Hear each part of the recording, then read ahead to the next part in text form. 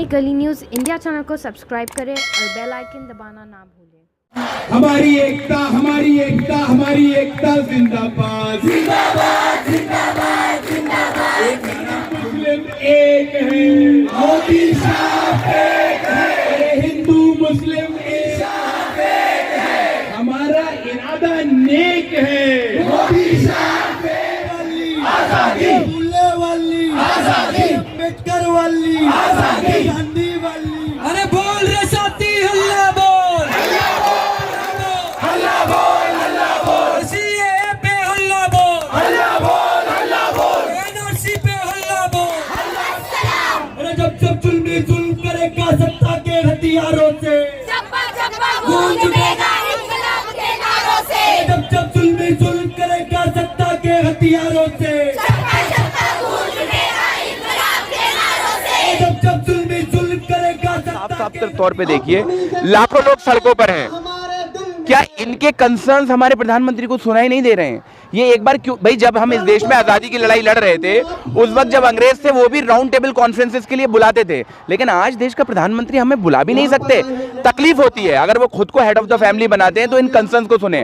और इन्होंने जिस तरह से ब्रुटैलिटी करने की कोशिश की जामिया जेएनयू में, हमने साफ साफ कह दिया, आप अलीगढ़ में मारोगे हम बंबई में बोलेंगे, आप बंबई में मारोगे हम केरला में बोलेंगे, आप केरला में मारोगे तो हम नॉर्थ ईस्ट में बोलेंगे।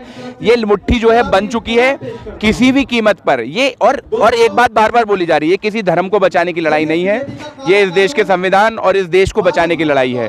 इस देश को कई बार इस तरह की शक्तियों ने बर्बाद करने की कोशिश की है, तोड़ने की धर्म के नाम पे कोशिश की है, लेकिन इस देश का दलित, इस देश का आदिवासी और सबसे अहम इस देश की महिलाएं, आप देखिए शाहीन बाग जो है आज वो एक सिंबल ऑफ रेजिस्टेंस बन गया है। जामिया मिल्लिया इस्लामिया एक सिंबल ऑफ रेजिस्टेंस बन गया है। लोगों के बीच में गुस्सा था, उस गुस्सा को खत्म करने के लिए, उस गुस्से को कम करने के लिए प्रोटेस्ट हम सड़कों पे लेके उतरे हैं। और तब तक नहीं मानेंगे या तो तब तक ये माफी ना मांगे जिस तरह की इन्होंने नीतियां लेके आए, और या तो ये देश छोड़ के ना जाए। हमने साफ साफ कहा है, जिस तरह से सावरकर माफी मांगता था, या तो आप माफी मांगो कि हमने देश को धर्म के नाम पे तोड़ने की कोशिश की थी, उसके लिए हमें माफ कर दो, और बाखुदा हम माफ कर देंगे, दिल बड़ा है हम लोगों का। और अगर ये माफी नहीं मांगेंगे तो जिस तरह अंग्रेज ये देश छोड़ के गए थे, इनको हम देश छोड़ के निकालेंगे। इस देश का युवा रुकने वाला नहीं है। और हमने ये देश के छात्र पहली बार सड़कों पे नहीं है, चाहे देश की आजादी की लड़ाई हो, चाहे 1977 में इमरजेंसी के खिलाफ लड़ाई हो, चाहे निर्भया और अन्ना आंदोलन हो, देश के छात्रों ने अहम रोल प्ले किया है। एक बात हमसे बार बार बोली जाती है कि आखिर छात्र पढ़ने के लिए होते हैं, ऐसी पढ़ाई का कोई फायदा नहीं है जब मेरे पड़ोस में अगर रेप हो रहे हो, ऐसी पढ़ाई का कोई फायदा नहीं है अगर मेरे बच्चों, अब मेरे कॉलेज के बराबर में जो स्लम्स हैं वहाँ बच्चे पढ़ ना रहे हो।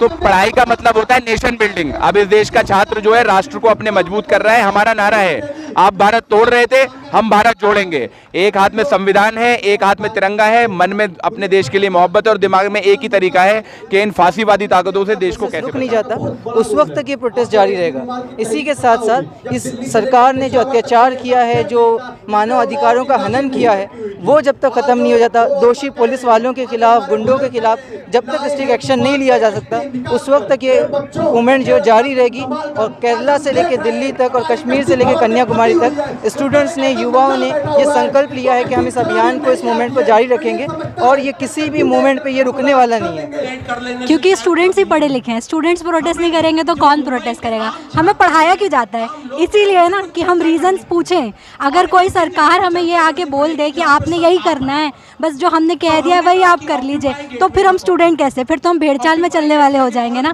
हमें रीजनिंग तो बचपन से सिखाई जाती है, साइंस पढ़ते हैं ना हम, तो उसका एप्लीकेशन हम हमारी लाइफ में क्यों ना करें? इस वजह से युवा हमेशा आगे खड़ा रहेगा और अन्याय के खिलाफ आवाज़ उठाता ही रहेगा। बहुत आगे जाएगा, जब तक आगे तक जाएगा जब तक वो लोग झुक नहीं जाते। आप क्रोनोलॉजी भी तो समझिए।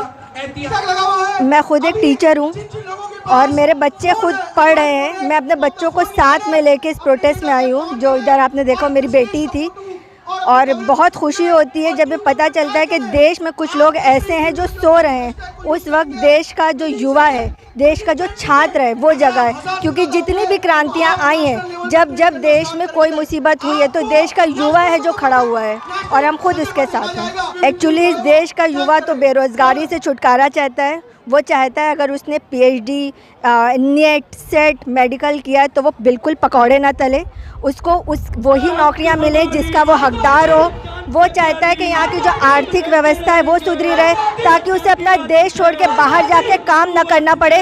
वो शांति चाहता है, लेकिन ये सरकार नहीं चाहती है, इसलिए हमको यहाँ सड़क पे उतरना पड़ा। हम उतरेंगे, चाहे देश का युवा हो, चाहे छात्र हो, चाहे आम नागरिक हो, हम सब उतरेंगे। आज शाहीन बाग में जो औरतें बैठी हुई हैं वो कौन है? ना वो युवा है, ना वो बेरोजगार है, और ना ही वो छात्र हैं, लेकिन वो भी हैं, क्योंकि भारत बनाने में हम सब का योगदान है। भारत एक अकेले से नहीं बना है, भारत हम सब से बना है। We are protesting here against the violence that happened in the JN University, plus Jamia University, plus Aligarh Muslim University, against the brutality happening against students across Delhi and across UP, the police brutality happening against beauty, and plus against CAA, NRC and NP।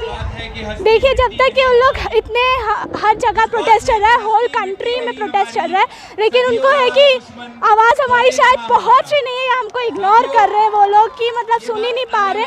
22 जनवरी को है अभी sentence, देखते उस वक्त क्या होता है, लेकिन जब तक कि वर्डिक्ट नहीं आती, जब तक कि हर जगह हम पूरी फुल एनर्जी के साथ प्रोटेस्ट करते रहेंगे, जब तक कि गवर्नमेंट ही हमारी सुन ना ले और हम क्या कहना चाह रहे हैं उस गवर्नमेंट को पता ना चल जाए।